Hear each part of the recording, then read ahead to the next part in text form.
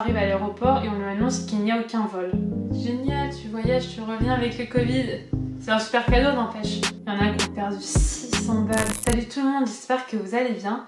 Aujourd'hui, je vais faire une vidéo un petit peu bizarre parce qu'elle n'était absolument pas prévue. Pour vous remettre un petit peu dans le contexte, je fais partie de beaucoup de groupes de voyage sur Facebook.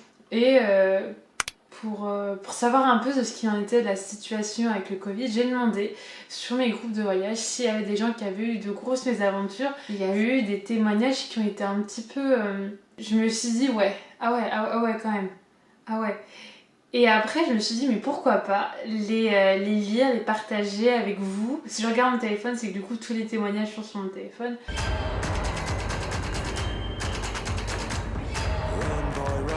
Par exemple, il y en a une qui a dit « J'ai été bloquée 3 jours en Tunisie mi-mars, mais heureusement la compagnie de voyage nous a payé l'allongement du séjour. » Comme quoi, dans le malheur, il peut quand même y avoir des petits trucs assez sympathiques. La compagnie de voyage, c'est Promo Séjour, donc visiblement elle n'a pas eu trop de problèmes avec cette compagnie.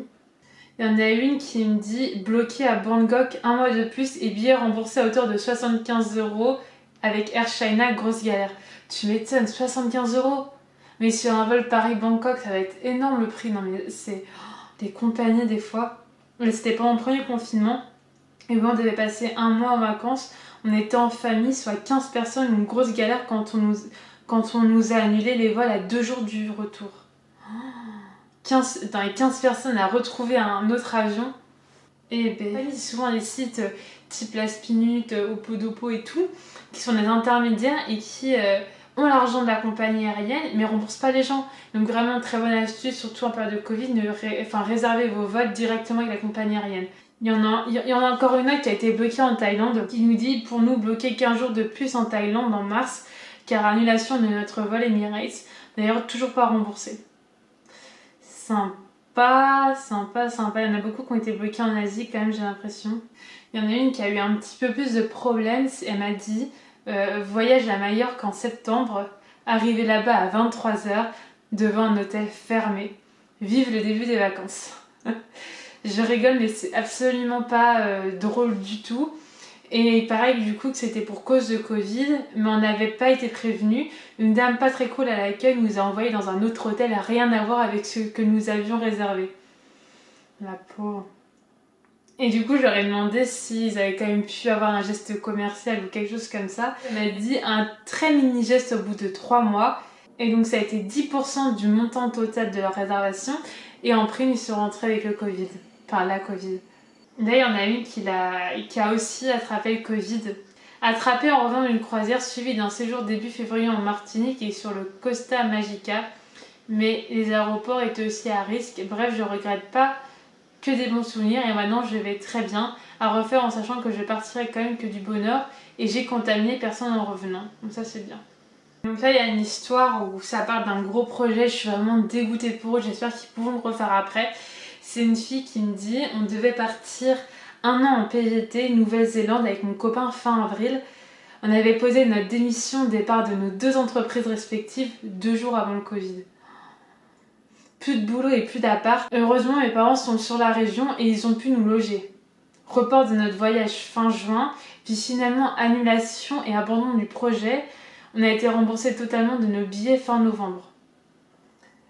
Je suis dégoûtée pour eux. Je suis dégoûtée parce que le PVT, donc c'est un passeport vacances-travail. Donc tu peux voyager et travailler dans le pays dans lequel tu es en vacances. Et elle m'a répondu oui, malheureusement, on abandonne complètement.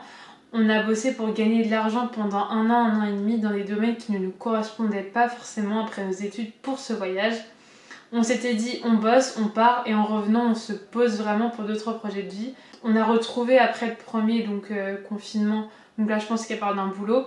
En août-septembre on s'était clairement dit qu'on profitait vacances et voir nos familles. Mais là on n'a rien, on cherche. Donc là c'est une histoire qui a été un peu triste pour des Français qui ont dû subir les effets du Covid et surtout du confinement. En 2020, on ouvrait notre premier mobil-home à la location saisonnière, des années d'économie. Après avoir dû faire une croix sur la première partie de la saison, nous avons eu beaucoup de mal à trouver des locataires et les 3 premiers ont annulé à quelques jours de leur arrivée, soi-disant à cause du Covid. J'ai pu le relouer à d'autres en bradant les prix au tiers de leur valeur normale. Bref, c'était pas la meilleure entrée pour nous. concrètement, ouais, c'est pas du tout leur meilleure année. Et je leur avais demandé du coup où est-ce que c'était leur mobil-home et c'était en Vendée. Alors là, on a encore des problèmes avec des compagnies aériennes et des blocages sur place. Vraiment, c'est vraiment la merde. Alors, voyage en mars au Cap-Vert. Je précise, nous sommes partis avant le confinement, la fermeture des écoles, etc. Tout était ok. Puis confinés sur place, appartement loué à nos frais, plus repas, etc. Et rapatriement à nos frais, le double du billet aller-retour. Et à ce jour, aucun remboursement ni avoir reçu de la compagnie aérienne, TAP, ni de la part de Booking pour les hôtels qui nous ont bien débité alors que nous n'y avons pas séjourné ni les prestataires sur place. Petit aparté, ça ne serait jamais passé avec Travel Advantage. Le lien est en barre d'infos. Bref, on a perdu énormément.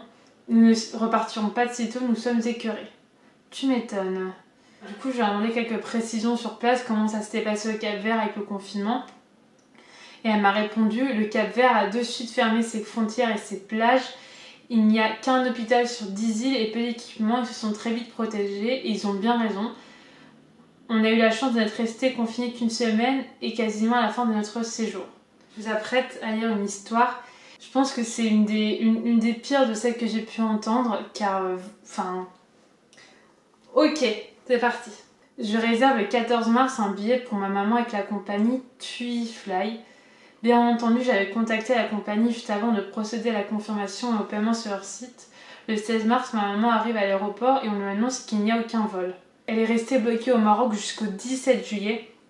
Elle n'a surtout pas assisté à mon mariage le 28 mars. Je précise qu'elle était partie pour mes préparatifs. J'oublierai jamais ce jour-là et les larmes qu'elle a versées.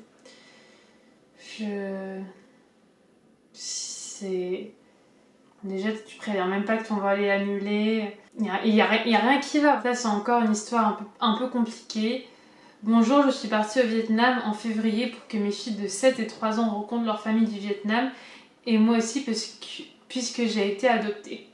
On est rentrés les larmes aux yeux en voulant rester. Ma cousine m'a dit de rester avec nous. Le Covid en France est très dangereux. Je lui ai dit que je peux pas rester, je travaille et que nous ne sommes pas confinés. Je prends donc mon avion de retour et le lendemain on annonce confinement général et que je ne travaillerai pas. J'aurais pu profiter de ma famille, apprendre à les connaître, apprendre la langue, leurs coutumes, la culture. Donc là c'est une autre histoire en Thaïlande. Il y en a quand même pas mal en Thaïlande. Hein. J'étais en Thaïlande quand ça a commencé à se propager. La Thaïlande était le premier pays touché après la Chine, c'était le Nouvel An chinois. Et la Thaïlande est le premier pays de villégiature pour les Chinois en Asie. J'étais à Koh Lipe, je sais pas comment ça se dit. J'arrive dans mon auberge dortoir de 8 personnes, j'étais avec 7 Chinois, tous des potes. Je leur ai dit le premier qui tousse, il dort dans le couloir. Et sinon, 1 ou 2 mois plus tard, je suis restée coincée à Porto Rico. C'était quelques jours avant le premier confinement en France. Norvégienne du jour au lendemain a annulé tous ses vols sans prévenir, sans possibilité de retour en Europe. Ils ont juste laissé les gens sur place et advienne que pourra. J'ai vraiment été choquée de leur façon de faire. Du coup, j'ai dû prendre un vol Puerto Rico-New York, New York-Paris à mes frais. Avec le stress qu'il soit aussi annulé, mais merci American Airlines qui en plus n'avait pas augmenté leur prix du vol outre mesure. Je suis arrivée le lendemain du début du confinement à Paris. Est-ce que ça filme toujours? Oui, ça filme toujours. La dernière histoire qui s'est passée à Dubaï. Donc c'est une fille qui raconte l'histoire de son amie qui allait à Dubaï et qui est restée coincée à Dubaï parce que il faut savoir que pour quitter Dubaï et revenir en France, il faut forcément, obligatoirement, un test qui a été fait moins 72 heures avant le vol retour et pour son cas, il était positif. J'ai une amie qui est bloquée à Dubaï pour isolement de 14 jours car son test sur place s'est révélé positif. Elle devait décoller dimanche, elle a fait son test la veille et verdict, tombé, isolé 14 jours et impossible de refaire le test avant. Donc tu restes vraiment 14 jours à Dubaï, impossible de revenir en France, impossible. Elle devait rester 5 jours à Dubaï, du coup 19 jours de voyage. L'hôtel est pris en charge, elle doit payer ses repas. Elle est dans un hôtel où il n'y a que des cas positifs, l'envers du décor est un peu plus glauque. Donc je lui demande comment ça. Elle se retrouve seule là-bas car la copine avec qui elle était négative au départ de Dubaï. Super. Je lui demande si c'est possible d'avoir un arrêt maladie ou de quoi. Non, impossible, c'est très strict là-bas. dans les 14 jours, elle ne peut pas sortir de l'hôtel. Impossible de reprendre l'avion tant que tu n'es pas négatif. On lui apporte à manger devant sa chambre, prise de température, linge de toilette propre et voilà, enfermé dans sa chambre. Donc si vous devez partir, faites attention. Tu vois personne pendant 14 jours. Voilà, merci les Dubaïotes. Donc voilà, cette vidéo est terminée. J'espère qu'elle vous aura plu. Je remercie quand même tout le monde pour tous ces témoignages. Je leur souhaite aussi également bonne chance dans leur remboursement. Ne vous inquiétez pas, tant que vous avez la santé, c'est le plus important. En tout cas, n'hésitez pas à lâcher un petit pouce bleu pour me soutenir, à vous abonner si ce n'est pas déjà fait. Et aussi à me suivre sur mon compte Instagram, ça je le dis jamais, mais allez-y, c'est là. C'est là, voilà, je poste des photos de voyage, des stories, des trucs, des machins. C'est Instagram quoi. Et sur ce, je vous fais à tous de très gros bisous. Et je vous dis à très vite pour une prochaine vidéo. Ciao!